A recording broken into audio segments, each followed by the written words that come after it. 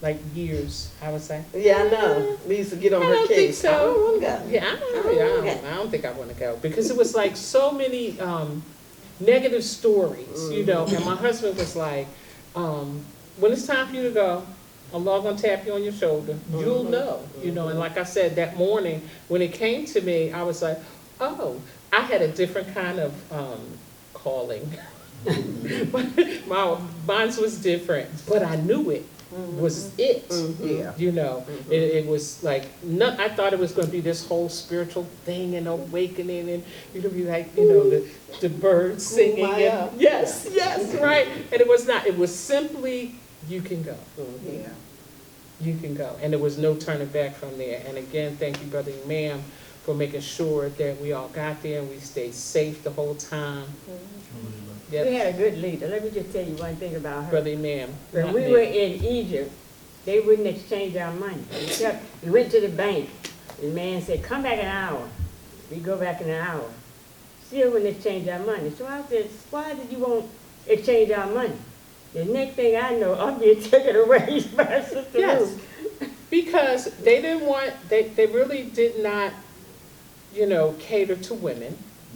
Okay, so, and then we was at that time, it was just us. Yeah. And we didn't have Brother Imam or anybody with us, right?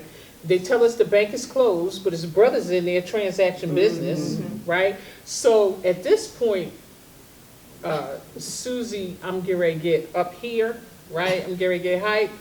She went to say something, and I just switched her right on around. I said, come on, because they're going to lock us up. I went to the jail in Egypt, right? Yeah, All so, right, let me get yeah, we're done. I just got a Alhamdulillah. little bit more I wanted to say. 'Cause, I been to Umrah 3 times now. So one of the reasons that I wanted everyone to come and everybody to get this story and the reflections is because I was feeling guilty about going so many times, and there were people in my community that had never been. I thought some people may have felt that Umrah is something that is beyond their scope, or that they had to be an imam, or they had to be a scholar or something to go to Umrah, and I'm glad, alhamdulillah, that they were able to see that everybody just like you is in Umrah. And going there, and this last time I went, it was more people there than I've ever seen in my life. It was a sister from ODU. She said she knew someone that worked in the Haram. And she said it was more people there than there were at the Hajj. There was tons and tons of people. They broke records of how many people were coming to Umrah, which would either suggest that more people are getting money to go to Umrah, or that this deen is spreading far beyond anybody's imagination. And I believe the latter is the case. Yeah. I believe people are becoming Muslim in such huge numbers. They're going to have to keep expanding the Kaaba and the Haram. When you're there, you see so much work being done because they're building so much. Because the Kaaba was built a couple of different times. What we see now is, as large as the Kaaba is, it was smaller than that previously.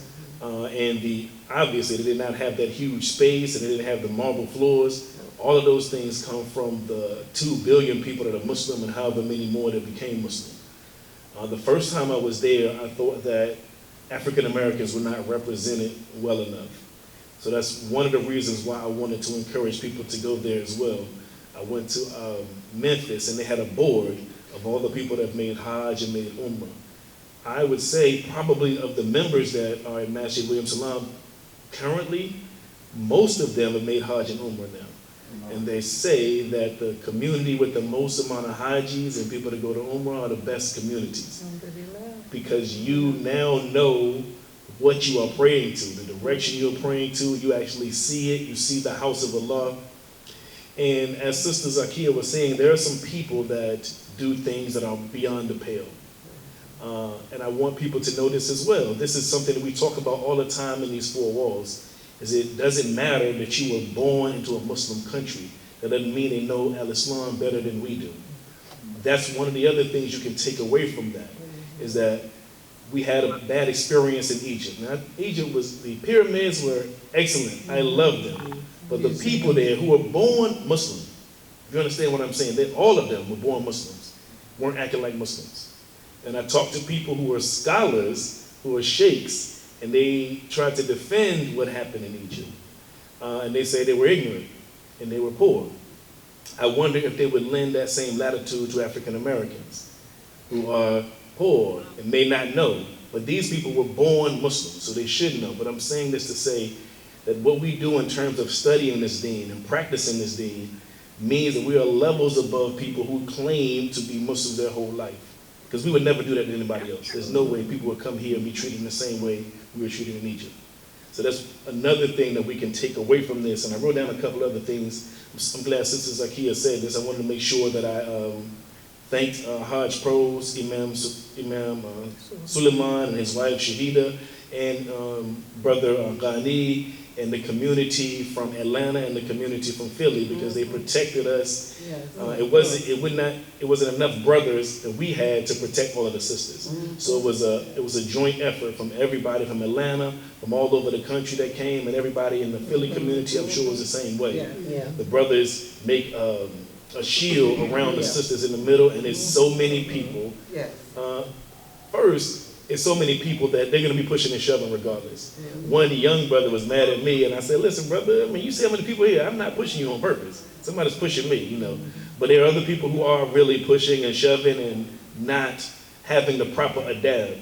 So if you want to go to Umrah, and I hope you do, understand that there's going to be some pushing and shoving, but it's for the sake of Allah. This is the house that was built for the worship of Allah. So what this signifies is unity amongst our community, amongst believers, that we are praying in unison together.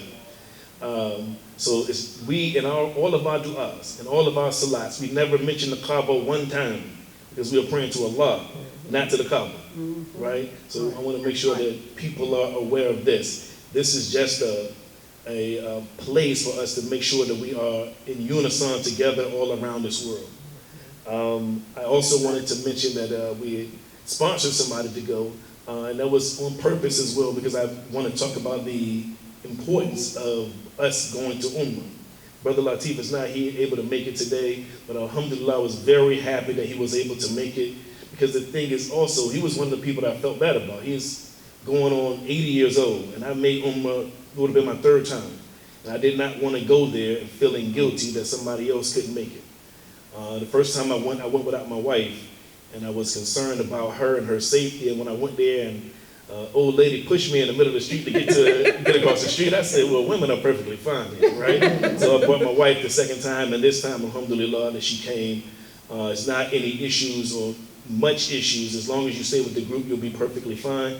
You could get lost. As you see, it's, I mean, literally 3-4 million people there, so you can definitely be lost. So you want to make sure you have your phone.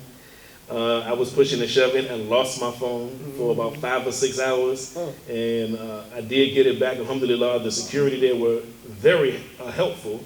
They were doing everything they could to help me find the phone, and then ultimately I did find it. I called somebody else whose name was Ismail, and he was holding the phone at the Kaaba. So I had to push and shove to get through, but ultimately I got my phone back and all the pictures that I wanted to get. Also, Sister Sheila was sending me pictures the whole time that she was at Umrah. I was wondering why I didn't get any pictures in Mecca. But alhamdulillah, the reason you didn't, that was Allah's doing.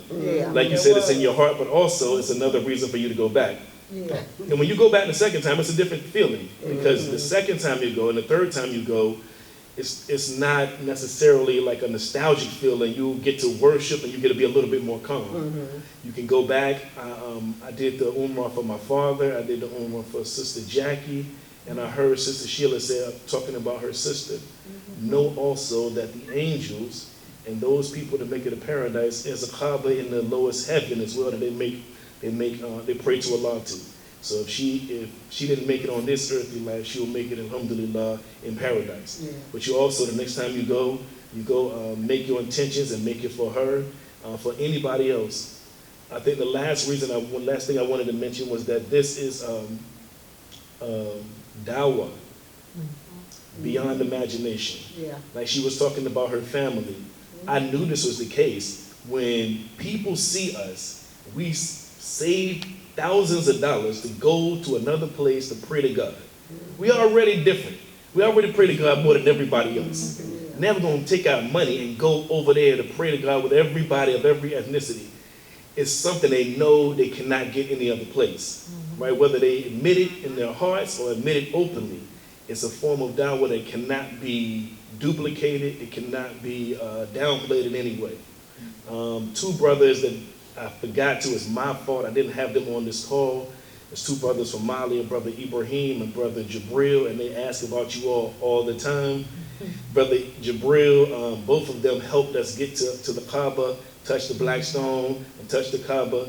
They were joking so much about Jabril because he smiles all the time. And he's being so polite, and he's saying, excuse me, but he's kind of knocking people out of the way. So we can get to like, excuse me, he's smiling, right? It's very, very, I was very glad for them to come as well. Alhamdulillah, because the same thing that's happening here is happening there. There are people in Mali that never thought that they would make it to Umrah. So they see two people, regular brothers like themselves, who made it there. Right? So I want everybody to realize it. The people beside you made it to Umrah. The people that pray right beside you, the people that you know made it to Umrah, so you can make it as well. And inshallah that you do. Get your passports. That's what you want to do first. All right, you see what's going on in the world, please get your passports. Umrah and Hajj are both mentioned in the Quran. Hajj is very expensive and it's getting more expensive. I see it now at about $10,000 or $11,000. So what is in my grasp and what is in the grasp of the people around us is Umrah. So if you can, alhamdulillah, you get some blessing where you're able to get $10,000 or $11,000. For me, in order for me to make Hajj, I'll have to go with my wife. So that means $20,000. So in the foreseeable future, I don't see myself doing that. But if you can make Umrah, alhamdulillah, you can make it for as low as $3,000. If you make it in October and you make it with that group, alhamdulillah, it doesn't matter whichever group you go with. And the next time you go as well, you will be able to do different things. We went to different places because I knew all the places we were going to. So when they gave us downtime, I said, all right, we're going to go to this place now. I found different restaurants or what have you. The more you go, the more you get familiar with it. I actually did the Umrah with the brother Jabril myself. So I know what, if you want to make Umrah, I can show you where to go, what to do. We can walk it together. I think that's the last thing that I wanted to mention. Yeah, that's it. All right. Thank you very much. I appreciate you. Let me put the camera. Oh, yeah. Can I say one thing before you all hang up? Yes, Absolutely. you can. I hear you. I'm going to bring the mic to you. Yes, so, and I do apologize that I want to say, I had a lot of family and friends that poured into me, into my trip. They helped me to go. And I pray Allah help me to remember that each time I do tell about my experience, because my family and my friends, they were so excited that I wanted to go. They didn't know what the experience was. They didn't know anything about Medina or Mecca, right? But they knew, because my heart yearned for it, that they wanted to help me to go and to fulfill this journey. And it's something we got back, and my daughter said to me and Sister Theba in the car, she said, I'm so thankful to God that He allowed y'all to live this journey. That this is something that God wanted for us. You know, and when she said that, being my daughter, it did something to me. Because that meant she saw something in her mother, an earnest in me, that I pray to Allah, she will always feel that for me in this community. Because it wasn't just me in that car, it was Sister Theba also, that she's been knowing almost all her life. And the love that Allah has put in her heart for this community. And I thank Him for that. All right. I just want to say that. I think it was that, who was was somebody on the line, right? Was that Zakia? Okay. Oh, Sister Korea. Okay, hold on 1 second. I'm going to turn it up and I'm going to bring the mic over to you. So just hold on 1 second. And y'all, Sister Korea almost got married over there. Hold on now. Yeah. We're missing some of the story. Them brothers was always saying, and what's your name and who you are. So some little young brother, we didn't know, looked like he was 20 years old, he couldn't stop looking at Sister Korea, and I was looking at him, looking at her, and he wanted to know more about her. I don't know if they wasn't used to African American women and how we was dressed and one sister was looking at Swelia. She turned all the way around the whole time we was praying, and I said, Sister Swelia, is you getting scared? Because she didn't pray. It was really strange. She didn't pray, she just watched you? She just got up in my face and she was going like this. I'm a Malaysian And she was sister. going like that. She didn't pray. And she was turned all laughing way the whole around time. and was looking at. But you could tell they was from Malaysia, but you could tell they were very poor. Right, right. And I'll never forget her face. And Never. Swelia couldn't pray for looking at her, and then I was looking at her, and I was like, oh Allah, if she jumped on her, we got hit them. You know, because she couldn't stop looking at, even when we finished praying and prayer was over, we would always stay there and talk and just gather, you know, just being outside and being at the Prophet's Mosque. We would sit there longer. But she was just mesmerized with Swelia. I don't know what it was, but I'm going to tell you this, and I'm going to get the mic up. We saw an old man that the family brought there to die. And they just laid him on the floor of the Prophet's Mosque outside. And you could see that he was dying. They had wrapped him up in blankets, as hot as it is now. They had him wrapped up, right? And we was just watching him. But the love that they were giving that man and showing that man while he was dying like that was amazing. You know, it was just an outpouring of love when we was in Medina, things that you were witnessing like that. And I was amazed at the birds. When it's time for prayer, y'all know this, anybody that's been everywhere. When it's time, the birds fly, right? You think they're gonna hit you. But when they call the adhan, they go somewhere and be still. They praying too. They know who Allah is. Yes, they did. So when you see the bird stop and you don't stop for prayer, you know something wrong, right, with us as human beings. That was the first thing that I noticed. And they don't poop nowhere. They surely don't.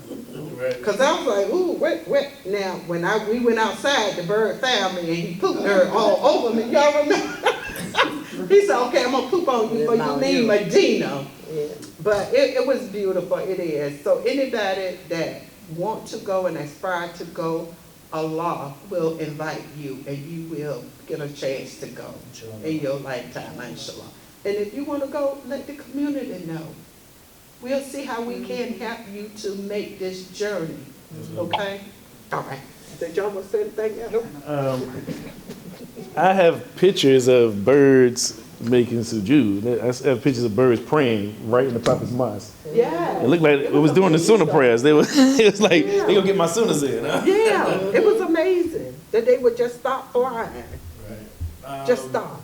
Sister Korea. Oh yeah, I just want to piggyback on them two. I never knew just how important the world see us. Over there, those people looked at us and they saw us as something so special. Yeah. We had a group of sisters came out of the mosque. She ran up to me and said, "Sister, where are you all from?" I said, "Oh, we're from America." They come in the more ran out behind and they were just saying, "Mashallah, Mashallah." They were just so happy that we were from America and we were unique to them. And I thought that was just amazing. That's why God said travel the world, see how others live and stuff. And you'll see just how important people see you too. You know, sometimes this society can make us feel like we're not that important, right? But you go across this world and you'll be amazed. Last two things. I want to give a shout out to Brother Latif because he lifted every luggage we had. Yeah. Yeah, I worked that man to death. Yeah, you know, he was a lifesaver. And a shout out to my ex. Bless his heart. He made sure with my children that I made Alhamdulillah. Thank Allah for and I thank Allah for all of you all. I'm just thankful and grateful. Alhamdulillah. Okay, Auntie, shouting out the boo. I hear you. I hear you. He brought her back. Zakia, you want to shout anybody?